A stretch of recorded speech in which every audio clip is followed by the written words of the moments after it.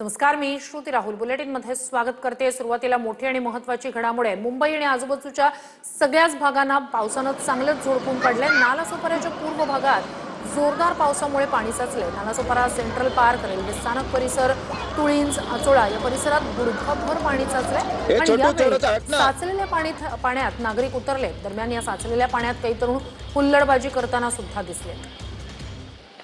निश्चितच दुपारच्या नंतर आज पावसाने पुन्हा एकदा जोर लावलेला आहे आणि त्या पावसामुळे जर बघितलात तर मी आता सेंट्रल पार्क रस्त्यावरती आहे। जवळपास मांडीच्या वर पाणी जे आहे या रस्त्यावरती आलेलं आहे आणि त्यानंतर जर आपण बघितलं तर आज रविवारचा दिवस आहे। या रविवारच्या दिवशी या ठिकाणी कुटुंब लहान मुलं हे सगळेजण या पाण्यामध्ये अक्षरशः तलावाचं स्वरूप आणि पोहण्याचा आनंद घेत असताना आपल्याला या ठिकाणी पाहायला मिळत आहेत। हीच परिस्थिती जी आहे नालासोपारा पूर्वेचा जो सेंट्रल पार्क, आचोळे रस्ता, तुळींज रस्ता, स्टेशन परिसरातला आजूबाजूचे पूर्ण रस्ते जे आहेत हे मांडी इतक्या पाण्यामध्ये गेलेले आहेत आणि सर्व जे आज रविवारच्या दिवसाचा जे फॅमिली आहेत लहान मुलांना घेऊन या ठिकाणी पाण्यामध्ये येऊन पोहत असताना आपल्याला पाहायला मिळतात। अक्षरशः लहान मुलं हे या ठिकाणी पोहत असून सगळीकडे आपल्याला आनंद घेत असताना आपल्याला दिसतात। व्हिडिओ जर्नलिस्ट कृष्णासह विजय गायकवाड, TV9 मराठी, नालासोपारा। नालासोपारा रेल्वे स्थानकात रुळांवर पाणी साचलंय। नागरिकांनी मोबाईल कॅमेऱ्यात परिस्थिती चित्रित केली। आप लोगों को मैं 3 नंबर और 4 नंबर दिखाता हूँ।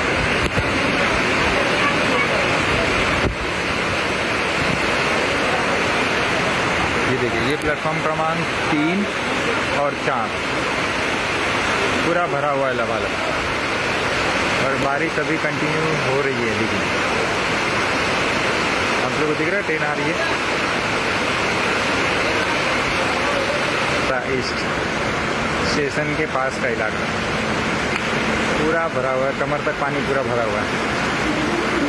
ये स्टेशन रोड है, 4 नंबर प्लेटफॉर्म के बाहर। वसईच्या श्रीपाल वन हाऊसिंग सोसायटीची संरक्षक भिंत कोसळली। 12 दुचाकींवर ही भिंत कोसळली, त्यामुळे या 12 दुचाकींचं मोठं नुकसान झालंय।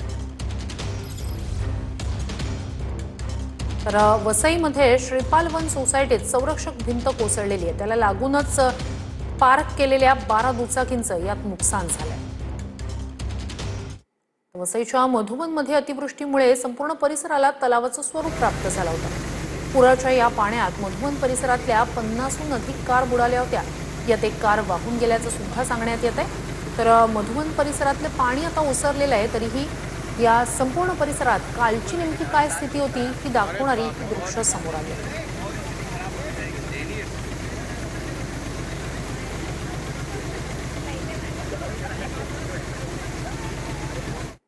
वसईच्या मिठागर परिसराला पुराच्या पाण्याचा वेढा पडलाय। 150 कुटुंबांना याचा फटका बसलाय। या ठिकाणी जवळपास 400 रहिवासी राहतात। यामुळे जनजीवन विस्कळीत झालंय। गुडघाभर पाण्यातून वाट काढण्याची वेळ नागरिकांवर आली आहे। वसईच्या मिठागराला आजही पुराच्या पाण्याचा वेढा आहे। इथले रस्ते आणि परिसर गुडघाभर पाण्यात आहे। मुख्य रस्त्यापासून आत अर्धा किलोमीटर अंतरावर असलेल्या या वस्तीत 150 कुटुंब आणि सुमारे 400 रहिवासी राहतात। अर्धा किलोमीटर पाण्यातून जाताना नागरिकांना जीव मुठीत धरावा लागतो। कंबर ते छातीपर्यंत पाणी आणि वर हाय टेन्शनच्या तारा या ठिकाणी पाहायला मिळत आहेत। आता काय परिस्थिती आहे घरातली? आता घरी कसे झाल्याचं तुम्हाला माहित नाही।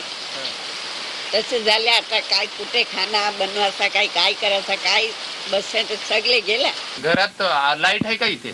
आता लाईट गेली 2 दिवस, लाईट नाही, 3 दिवस झाले। अच्छा, लाईट नाहीये 3 दिवस झालं। हा, त्या लोकांना कंप्लेंट नेट पण नाही। वस्तीत घरातील पाणी ओसरलं असलं तरी पूर्ण परिसरात अजूनही पाणी आहे। पावसानं पुन्हा जोर पकडल्यानं पाणी पातळी वाढण्याची भीती नागरिकांना सतावते। सध्या पाण्याच्या वेळेला कामाला पण जाऊ शकत नाही, लाईटीनुसार नाही आणि पाणी घरामध्ये आला आज तो उतरलेला आहे, पण असंच पाणी परत 1-2 तास परत घरामध्ये येईल पाणी। रात्री पाणी उतरलं होतं, पण आता 2-3 तास पाऊस असंच पडला ना तो पाणी परत घरामध्ये येणार आहे। 3 दिवस झालं पण लाईट नाही आहे, काहीच नाही आहे। कोण मदतीला वगैरे येतं का आपल्याकडे? कोणी येत नाही, कोणी येत नाही। मिठागरमधील रहिवाशांच्या या वेदना प्रशासनापर्यंत पोहोचतायत का? पाणी भरतं तेव्हा प्रशासन मदतीचा बहाणा करतंय की खरी मदत करतंय हे आता पाहावं लागणार आहे. तर कुर्ल्याच्या नौपाड्यात कमानी परिसरात झाड कोसळून एका वृद्धाचा मृत्यू झाला. कुर्ल्यात झाड पडून झालेला मृत्यू गलथान कारभारामुळे झाला का असा सवाल उपस्थित होत असतानाच अप्रत्यक्षपणे महापौर रितू तावडे यांनी तशी कबुली दिली. या झाडाबद्दल आधी पत्र देण्यात आलं होतं, तर दुसरीकडे मुंबईत आरे कॉलनी परिसरात झाड कोसळून तरुणाचा मृत्यू झालाय.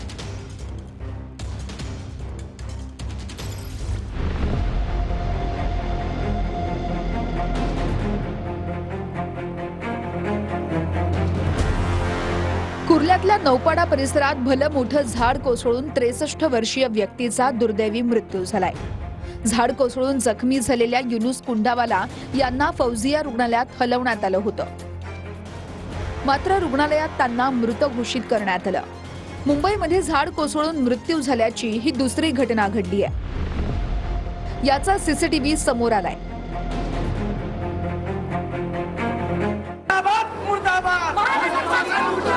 कमानी परिसरातल्या दुर्घटनेनंतर पालिका प्रशासनाविरोधात मनसेनं ठिय्या मांडला.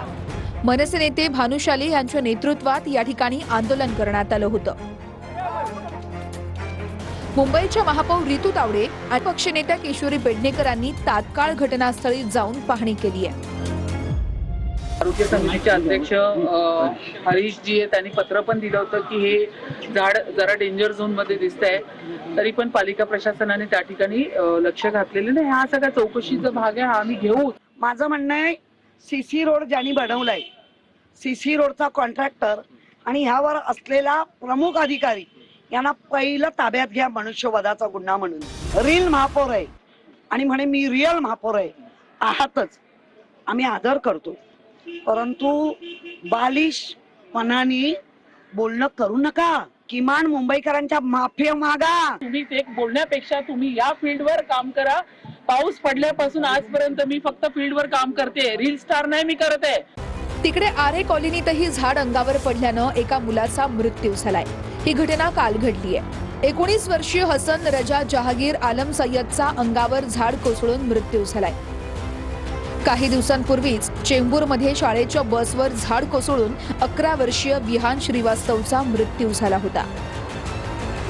राज्यात मुसळधार पाऊस सुरू असताना अनेक ठिकाणी झाडं कोसळण्याच्या घटना समोर आल्या. दादरमध्ये झाडं कोसळल्याच्या 7 घटना घडल्यात, ज्यात अनेक वाहनांचं नुकसान झालंय. वांद्र्यात झाडाची फांदी पडल्यानं मुकेश अंबानी यांच्या वाहनांचा ताफा थांबवला गेला. मुंबईत एकट्या दादरमध्ये 1-2 नव्हे तर 60 ठिकाणी झाडं कोसळल्याच्या घटना दिवसभरात घडल्यात. दादरच्या छत्रपती शिवाजी महाराज पार्कमध्ये असलेल्या मीनाताई ठाकरे यांच्या पुतळ्याजवळ झाड कोसळले. तिथल्याच परिसरात असलेल्या बालमोहन विद्यालयासमोरही एक झाड कोसळल्याची घटना घडली. त्याच्या आधीच असलेल्या शिवसेना भवनासमोरही एक झाड कोसळले. दादर पूर्वेला रेल्वे स्थानकासमोरील स्वामीनारायण मंदिराजवळही झाड कोसळल्याची घटना घडली.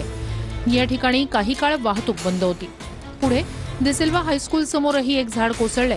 त्यानंतर रानडे रोड आणि कॉस्मोस बँकेसमोर अशी 2 झाडं कोसळली आहेत. वांद्र्यात झाडाची फांदी पडल्यानं मुकेश अंबानी यांच्या वाहनांचा ताफा थांबवण्यात आला होता. झाडाची फांदी पडल्याचा व्हिडिओ सध्या सोशल मीडियावर व्हायरल होतोय. अभिनेता आमिर खान यांच्या घरासमोर हा प्रकार घडलाय. यात कुणीही जखमी झालं नाहीये. वांद्र्यात खेरवाडीमध्ये एक झाड आणि विजेचा खांब उन्मळून पडलाय. झाड कोसळल्यामुळे अनेक वाहनांचं या ठिकाणी नुकसान झालंय.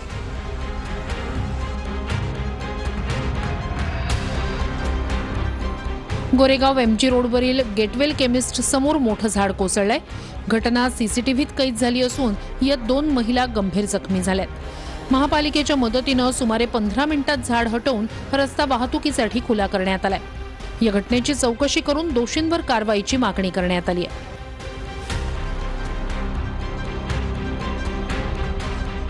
वडाळ्यात झाड कोसळून 4 वाहनांचं नुकसान झालंय, तर घाटकोपरच्या विक्रांत सर्कल जवळही झाड कोसळलंय. या ठिकाणीही 4 वाहनांचं नुकसान झालंय.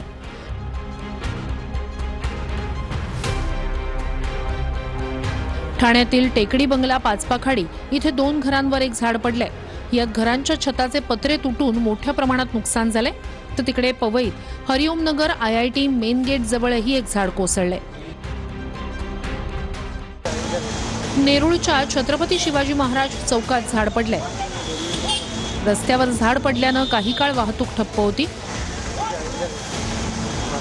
वाशीमध्येही एक झाड पडल्यानं कारचं नुकसान झालंय. पुण्यातील शिवाजीनगर भागात रस्त्यावर झाड कोसळून गाड्या अडकल्या. झाड पडल्यानं जुन्या मुंबई पुणे हायवेवर वाहनांची मोठी गर्दी झाली. एक टू व्हीलर एक रिक्षा मध्ये माणसं अडकलेली काढायला चालू आहे. तो पुणे शहरातील BMCC महाविद्यालयात रस्त्यावर झाड पडल्याची घटना घडली. रायगडच्या दिघी खाडीत बोट उलटून 3 मच्छीमार समुद्रात पडले. त्याचवेळी दिघी आगरदांडा मार्गावरील क्वीन बोटचे चालक बाळकृष्ण गणेश पाटील यांनी प्रसंगावधान राखत तातडीनं बचाव कार्य केलं. तिन्ही मच्छीमारांना वाचवण्यात यश आले. जोरदार वाऱ्यामुळे सेंचू बोट उलटली. मुंबईला पावसाचा रेड अलर्ट देण्यात आलेला आहे. जोरदार पावसामुळे अनेक भागात पाणी साचलं. मुसळधार पावसामुळे अंधेरी, दादर, मानखुर्दमध्ये पाणी साचलं. तर मुंबईतल्या सेंट मेरी शाळेची संरक्षक भिंत कोसळली. अंधेरी स्टेशन परिसरात मुसळधार पावसानं दाणादाण उडवली. मुंबईला हवामान विभागाकडून पावसाचा रेड अलर्ट देण्यात आलाय. शक्यतो घराबाहेर पडू नका असं आवाहन BMCनं नागरिकांना केले. तिकडे मानखुर्दमध्येही पावसाची संततधार सुरू आहे. मुंबईच्या कोस्टल रोडच्या बोगद्याला काही प्रमाणात गळती होत असल्याचं समोर आलंय.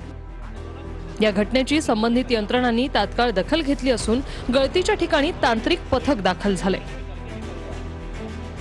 नालासोपारा स्टेशनच्या बाजूला गुडघाभर पाणी साचले. मात्र नालासोपारा स्टेशनकडे जाणारा रस्ता पाण्याखाली आहे.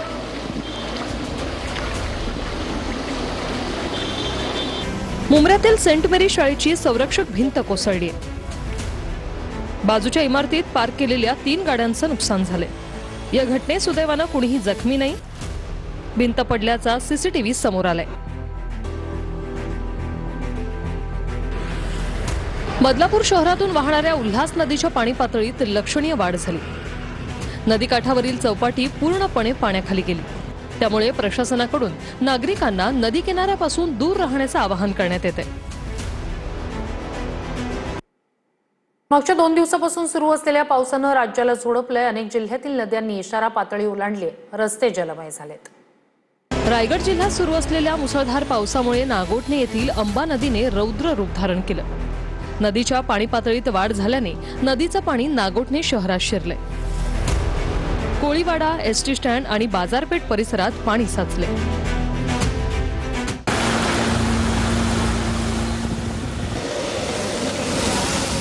अंबा नदीचं पाणी रस्त्यावर आल्यानं नागोठणेजवळ मुंबई गोवा महामार्ग ठप्प झालाय.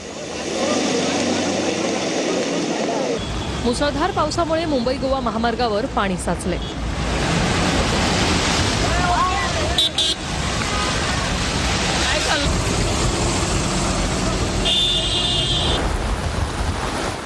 सिंधुदुर्गमध्ये मुसळधार पाऊस सुरूच आहे. या पावसाचा फटका मुंबई गोवा महामार्गाला बसला.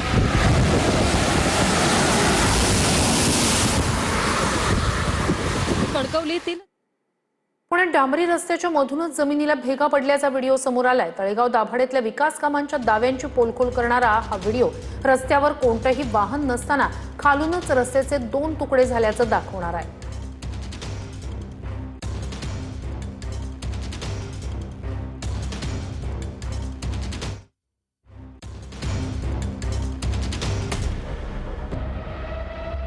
तुम्ही आधी रस्त्यांना वरून खचताना पाहिलं असेल. मात्र आता महाराष्ट्रातले रस्ते वरूनच नव्हे तर खालूनही खचू लागलेत. पुण्यातील तळेगाव दाभाडेतल्या विकास कामांच्या दाव्यांची पोलखोल करणारा हा व्हिडिओ पहा. रस्त्यावर कोणतंही वाहन नसताना खालूनच रस्त्याचे 2 तुकडे झालेत. या साऱ्या मागे प्रचंड भ्रष्टाचार आणि रस्त्याखाली टाकलेल्या पाईपलाईनच्या कामांचा निकृष्ट कारभाराचा आरोप होतो. फक्त 1.5 वर्षांपूर्वीच तळेगाव दाभाडेतले हे रस्ते पाणी पुरवठा योजनेसाठी खोदले गेले.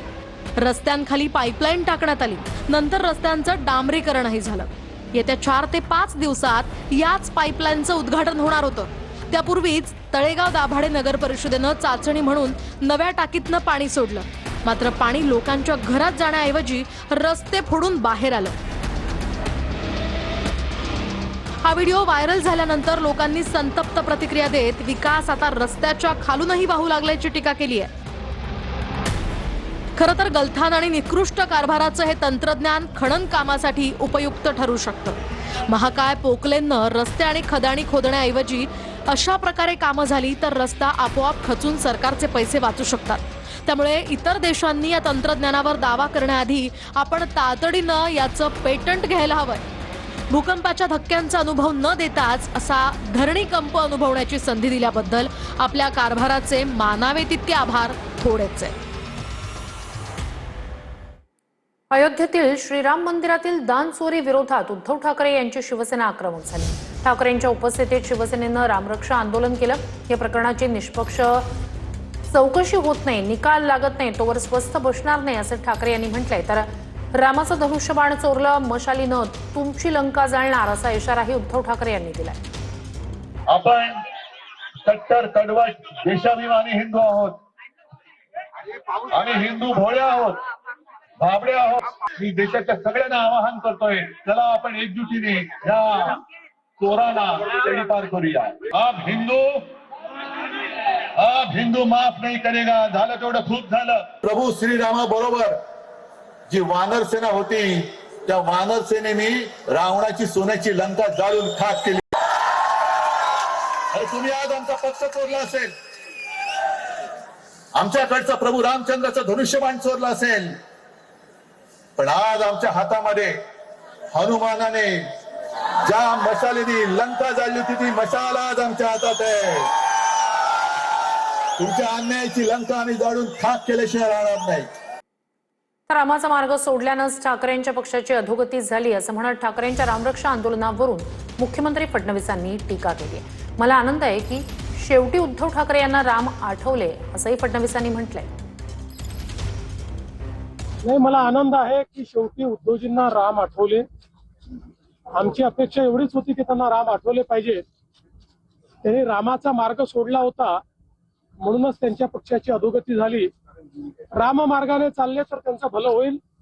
केवळ आजच्या पुरती नाही, त्यांनी रोज एकदा रामरक्षा म्हणावी अशी माझी अपेक्षा. महत्वाची घडामोड, मला आत्मपरीक्षण करायला सांगता माझी मूळ केस 4 वर्षांपासून रखडली. आत्मपरीक्षण त्यांनी करावं असं उद्धव ठाकरे यांनी म्हटलंय. पुण्यातील ज्येष्ठ शिवसैनिकांसमोर उद्धव ठाकरेंनी हे वक्तव्य केलंय. आदेश द्या, आम्ही दगड मारणं सोडलंय, विसरलो नाही असं शिवसैनिकांनी म्हटलं. ठाकरेंच्या शिवसेनेत सुरू असलेल्या पडझडीनंतर पुणे शहरातील ज्येष्ठ शिवसैनिकांनी उद्धव ठाकरे यांची मातोश्रीवर भेट घेतली. आता तुम्ही वेगळा मुद्दा काढला. मधल्या काळामध्ये आपले परत 6 खासदार फुडले, त्याच्यानंतर बहुतेक बऱ्याच वेळाने प्रवचने केली. उद्धव ठाकरे यांनी आत्मपरीक्षण केले पाहिजे, आत्मचिंतन केलं पाहिजे.